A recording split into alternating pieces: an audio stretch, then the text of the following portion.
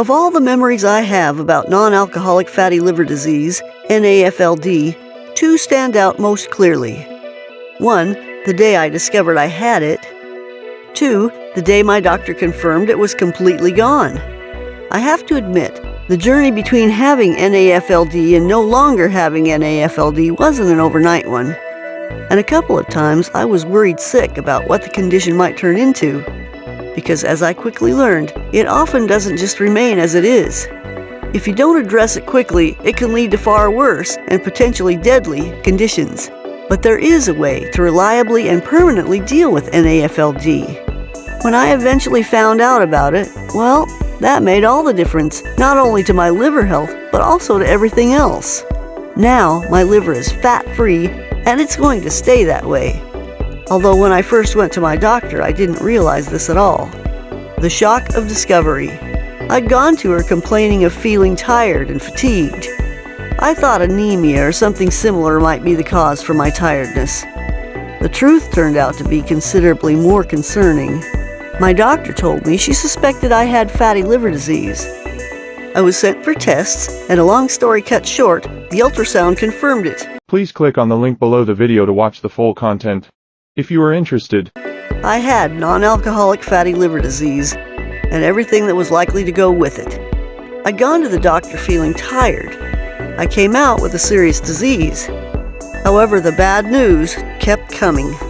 Just how bad is NAFLD? It's this bad. Your liver is one of the body's unsung heroes.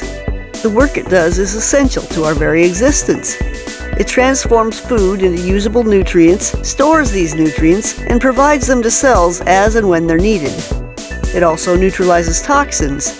Toxins is a medical term for poisons, either by converting them into harmless substances or by making sure they are eliminated directly from the body. 24 hours a day, our liver takes in unclean blood, filters it, refreshes it, and then releases clean blood back into your body. We never think about our liver. Thankfully, our liver is always thinking about us. But if it suddenly can't clean your body properly, then what? You can't go to the supermarket for some fresh stuff. If our livers are struggling to do what they are there to do, then those toxins start to build up. So if you suffer from non-alcoholic fatty liver disease, you have my deepest sympathy, because that's exactly what is happening to you. It's what I went through too. A liver becoming steadily more fatty, its ability to keep me healthy becoming steadily more difficult.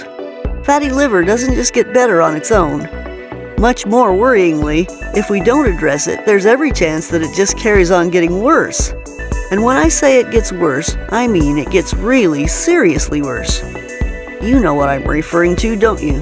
So how much worse can it get then? Well, if you haven't seen this before, then perhaps first you ought to be sitting down. There are 4 recognized stages that your fatty liver can move through. Simple fatty liver, a buildup of excess fat in the liver that initially can be relatively harmless, but only if it stays like this. But if you don't address the problem, it has little reason to stay harmless. Non-alcoholic steatohepatitis, NASH, a more serious form of fatty liver where there is inflammation in the liver. This is caused by not properly addressing your fatty liver when it first started being fatty. Fibrosis. The persistent inflammation at the NASH stage leads to scarring of the liver tissue. Cirrhosis.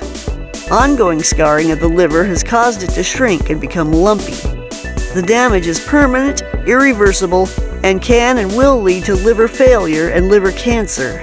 So the insight here is clear, and it hit me like a lead weight. I don't actually have some static, unchanging condition called fatty liver disease. What's really happening is that as a sufferer of fatty liver, you're moving through this disease, slowly transitioning from one stage to a worse one. In other words, the disease we've currently got is only today's snapshot of a process that's underway in our bodies. It's the disease we could end up with that's the real cause for alarm. And this isn't an exaggeration. Liver disease is taking an increasingly worsening toll on our society.